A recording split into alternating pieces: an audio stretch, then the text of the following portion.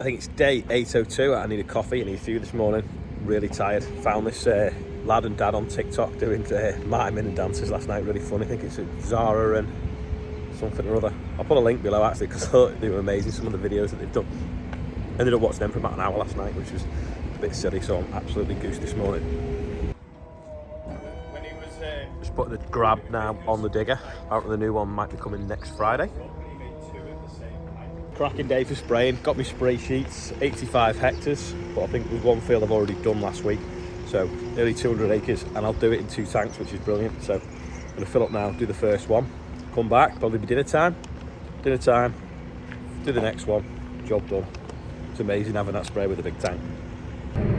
Just realised I was spraying beans last, and I didn't rinse out when I'd finished, but I'm going to rinse out again now just to make sure, because what I was spraying on the beans kills grass weeds and kill wheat, and I'm going on to wheat, so I don't want to kill the wheat.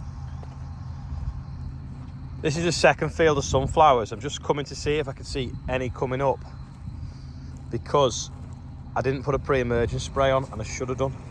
And I can only really see weeds. The only other problem is, when I got here before, there was some pigeons and crows all over it, which I think are eating it, and I don't know why, because there's a gas gun over there. So I might spray me wheat and then put the pre-emergence on here. Pretty pleased with this field of wheat. It's quite heavy ground, and we caught it early. Although it's got 12-metre tram lines, not 36, it looks absolutely stunning. She's nice for once on this heavy ground. It's just a shame not all the wheat looks like this after the potatoes doesn't look so clever, and there's the odd drill after rape and beans where we had a mess up with the drill, sorry, odd field after the drill. But yeah, this one looks superb, and with it being heavy ground, it hasn't suffered the dry weather that we had early on in the growing season, so hopefully plenty of tillers, nice big heads on it, hopefully it'll yield well. See this field here, it looks brilliant, and then down here in this hollow, this normally floods. Last year when we drilled it, it was relatively dry, so we sort of pinched a bit that floods, but it's no good. We're gonna have to spray it off because it's got this in it, which is blackgrass, so we can't take the risk of this spreading into the field. We need to keep it in the bottom in this bit that floods. We don't always get a crop off this anyway, like I say, because it does flood, but we thought we were going to get one. But there is some wheat in it. It's quite thin because it's been underwater, but look. So the cost of controlling that, if it was allowed to creep up the hill into the field, is astronomical for writing off, what, 1/4 of an acre that we don't normally drill a crop into anyway. So it's a shame really. I mean, you could probably whole crop it, but it'd be such a small amount, and the nearest person with livestock's miles away. So we'll just flail this off and then spray it and work it, and then just leave it in grass. I think we won't bother trying to put wheat in it again. It was worth a try because it was dry, but don't want it. We don't like black grass. We don't want black grass. There's David out spraying on a mission by the looks of things. He's first moving. His beacon's on, saying hello. It's gone behind the trees now. Yeah, this is it from the other angle. It's just that little like slice there.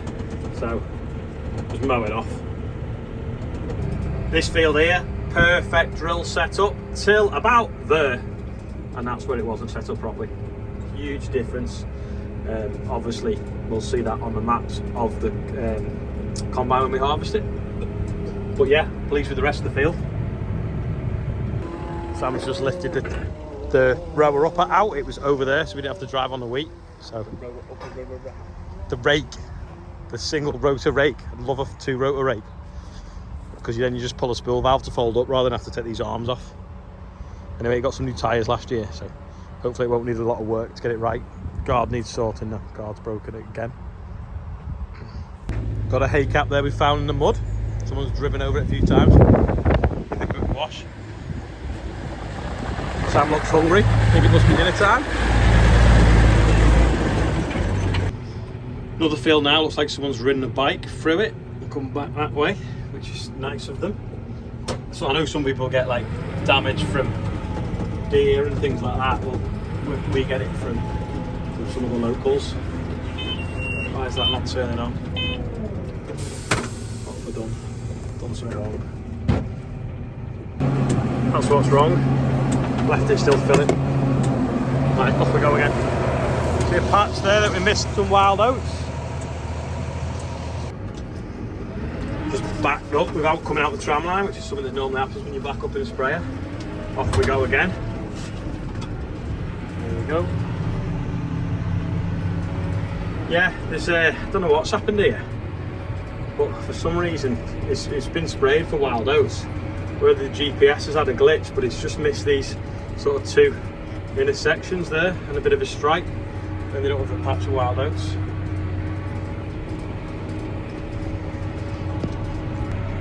And it's always right near the road. Not that it matters anyway, because I've just put it on the internet, but typical. So remember the field we were filming country filing, and I wasn't that happy with it because it had some wild oats in it and different things like that. Well, anyway, it's looking great now, apart from the bit missed over in that corner. But yeah, no, it looks good. There's obviously these holes here, but the manholes, there's a row of manholes right across the diagonal across the whole field.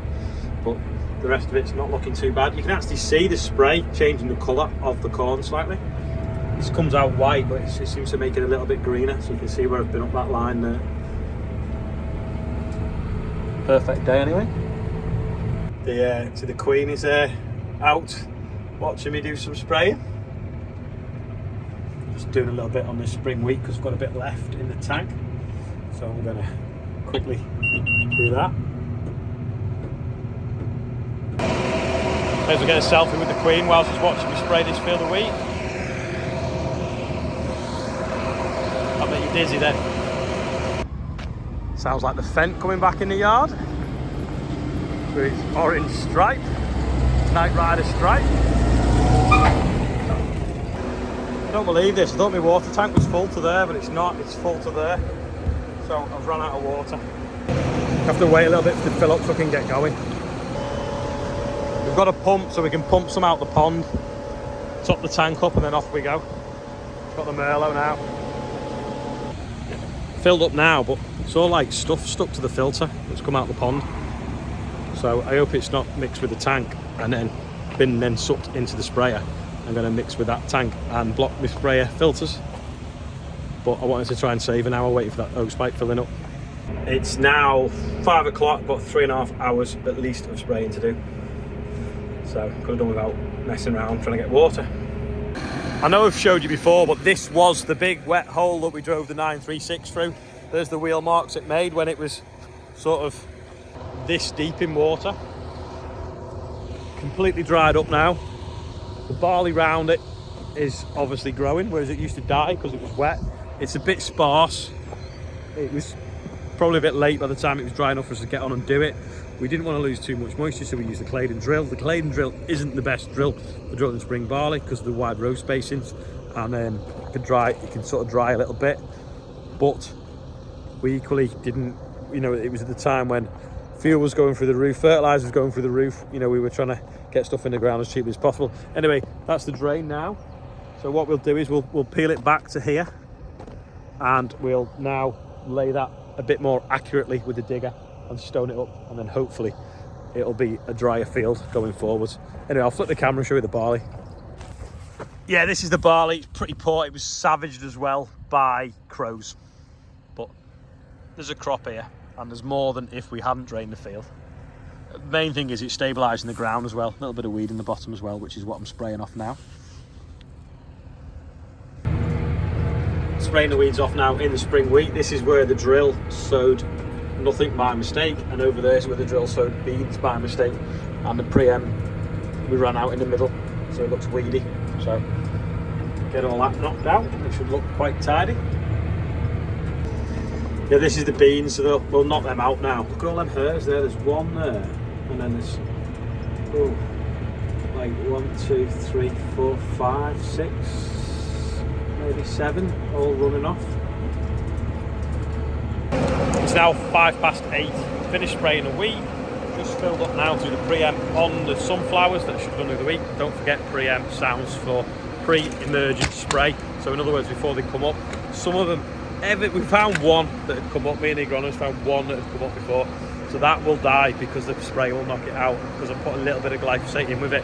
but I want to kill all the little weeds that are coming up, and then hopefully, sorry, I'm just like moving a pipe with my feet. So hopefully then the rest of it will, the rest of the weeds will be dead, and hopefully the sunflowers will come up through it, and we should have a clean sunflower field. That's the plan. It's tried to rain while I've been at Lim, so the yard's a little bit damp, and it's going to rain again, so which will help the spray and make it work better. 8:45, I have finished. I'm smiling because I've beaten the rain and I've sprayed everything that needed doing, and according to the agronomist there's nothing to do now for about a week, maybe 10 days, so I'm happy. I can park the sprayer up. Just got to do the birthday bumper when I get back. You can see on the window, but I've only driven back a quarter of a mile and I've got spots on the window, so it just shows you just about got it done in time. This was yesterday's quiz question. These two tins, this is one of them, the other one's on the table there.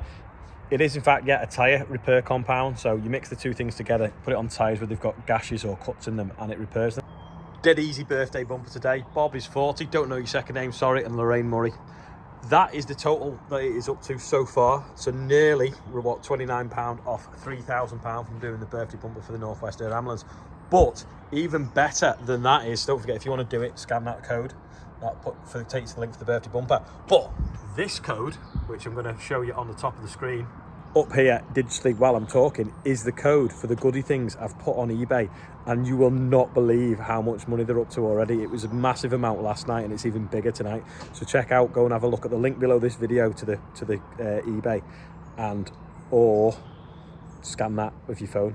Anyway, that is all for today. Thanks for watching. Sorry I've been on the sprayer all day, but it's just the way it is. But I'm made up because I've got loads of stuff finished. Yeah, so I'm feeling 95% today. So how are you feeling? Everyone's been lazy. Leave a comment. Give us your percentage.